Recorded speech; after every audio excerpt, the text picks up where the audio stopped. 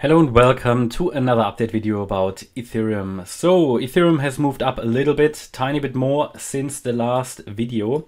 It has now maxed out what it can do in this previous scenario that I showed you. Remember we talked about that this move up here on the lower time frame could be a wave 4.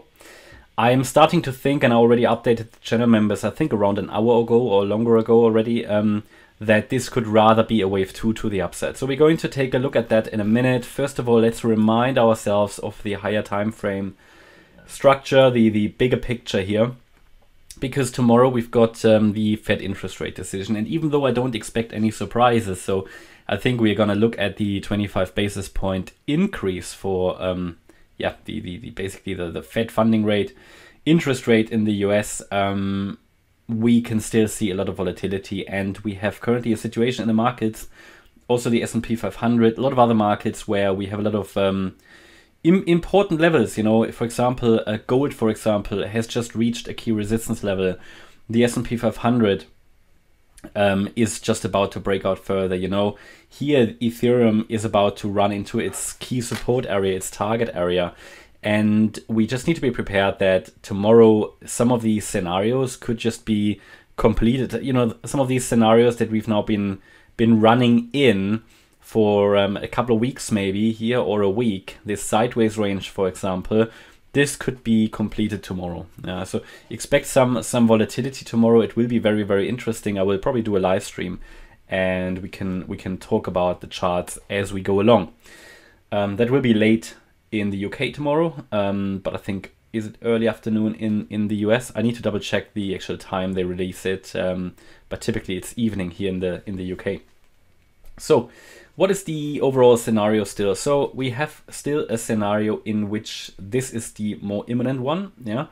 And we moved up in a wave 1 back in December, came down in 2. All of this is, in my opinion, still a wave 3.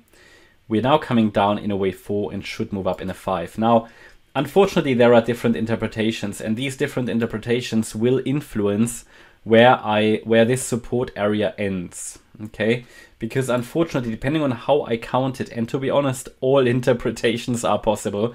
So we've got the possibility that the wave 3 ends here, the wave 3 ended here, or ended here. 3 tops, they could all be relevant for a wave 3 top, and I'm going to show you why. It is possible that in the wave 4, this here was, for example, a W, nice 3-wave move, W. This was an overshooting X wave, and we're coming down now in a Y wave. I'm going to make that yellow so you can see it better. So, and then in this Y wave, we have an A wave, a B wave, and a C wave. This is a possibility. We can also say that the wave 3 ended up here, and all we have is an didn't want to do that, is an A wave, a B wave, and a C wave. That's possible as well. Wouldn't make a great difference to the previous one, but it would influence where the support area ends. And we could say the wave 3 ended here, and based on this count then, we are basically just now in, you could say an A wave of this wave 4. There could be a B wave and then a C wave. Unfortunately, all 3 are possible. What I'm going to do because of that, I will have to make the support area a bit larger. I want to extend it out to the downside based on the assumption that we had the wave 3 actually end here. Because at the moment there is no way of knowing that. You see a lot of different possibilities in this correction in a wave 4, in any corrective structure, and often you only know afterwards. But to cover, the benefit of the Elliott Wave method is to all these scenarios, and I don't want to give you a support area that you get stopped out at 14.18, for example. Yeah, if the support area ends at 14.30, you get stopped out at 14.18, and then the price shoots back. So therefore, I'm going to extend the support area just to highlight for you that this could go down a little bit more. So we go back to what it was originally, actually, the 1390 level. I would like to extend it out, but I would like to keep the beginning at 1500. So that's, I think, covers all of these scenarios. It's extremely tough or difficult to say, what is it at the moment. and therefore I want to have all options covered here.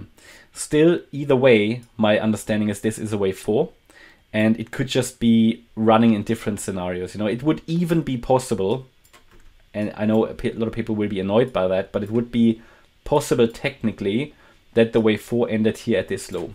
Yeah, but I don't see it because we came down impulsively. So it rather at the moment would suggest further downside. Ideally in this area. This is where I see the next trade setup. Yeah. Maybe a short setup up here. We're going to talk about that in a minute. But ideally here a long setup. Be careful with anything leveraged in the next 1 or 2 days because of the Fed interest rate decision. Yeah, because it can just go up and down quickly, and those wave relationships can be distorted, and you can see a lot of unexpected price action. Okay, what I'm going to do now is to zoom in and just to remind you about what we said in the previous video. So we were down here somewhere, and I said that we most likely get into this wave in this green target box, yeah, maybe even a bit higher, yeah. So we are in this box. We've now maxed it out, and the price would now imminently need to come down if we follow the count from the previous video. The count from the previous video was 1, 2, 3, this a wave 4, and then a wave 5 down still. I don't really believe in this pattern anymore. I mean, bear in mind what we do now is again micro counting, so these have to shift. You know, that this is a wave 4, it doesn't shift so easily, but that we have maybe 5 waves down already, or whatever. It's a wave 3 and now a 4 and then 5, or this sort of shifts as the story is being written. Yeah, I hope these days everybody understands that, with the exception maybe of new viewers, but you'll get the idea after a while. I have to go to the 30-minute chart. We see a bit more detail. I don't really believe in it anymore, so I took it out already. Yeah, because it looks much more like a 1-2 setup here. Bear in mind, even this could shift a bit, but I'm going to take out now the green resistance area. It's still possible that this is a wave 4, but it would need to turn down imminently. Yeah, absolutely immediately. I rather think at the moment it could be a wave 2, and we have here a valid 1-2 setup. Valid 1-2 setup means we possibly could go into a short here. If you see a reversal signal, at the moment there is not really a strong reversal signal. Also, in my opinion, we haven't moved high enough yet. This wave 2, which would lead to a further wave 3 to the downside, yeah, should go ideally, let me just double check that here, should go ideally into the region between 1599 and 1634. This scenario will get unrealistic above 1634, then we have to start to assume that maybe a low was already in. But at the moment, this is sort of what I'd go with. And based on that, I will also change now the higher level, just the higher level count. Again, this could shift a few more times as the story here is being written. But as I just showed you, what we're going with is the idea that this here is a WXY pattern, and we're now in the C wave of the Y wave, WXY, and then here A, B, C, that we're now in the C wave. I'll make that yellow as well so we can sort of distinguish. And in the C wave, we have a 1 complete. We might now be in the 2, the 3 will follow, the 4 and the 5. And based on this, what are the updated targets? I mean, still this whole area is relevant, between 1390 and 1500, yeah? So let's just double check that. A, B, and the C wave could take us down to 1400.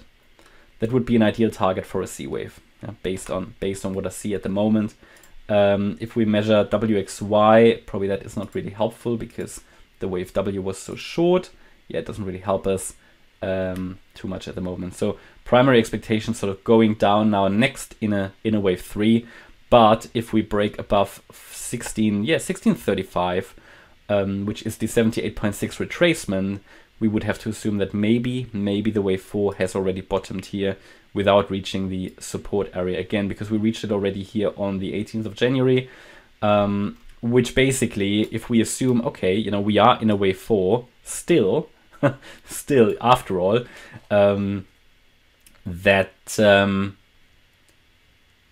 this already fulfilled basically the minimum requirements of this 4th wave by touching it already here on the 18th of January. But, you know, we want I'd like to see a deeper wave 4, ideally. I mean, it's now become a size where you could say, okay, it's starting to get a healthy wave 4, considering also this increase. It's just that ideally I'd like to see a bit of a push to the downside. Eventually, see, all of this has just, in the end, as it seems, been a corrective wave structure, which is quite interesting, because it looked like, okay, we had the peak here maybe, or here eventually, but yeah, it seems like all of this was just a corrective mess.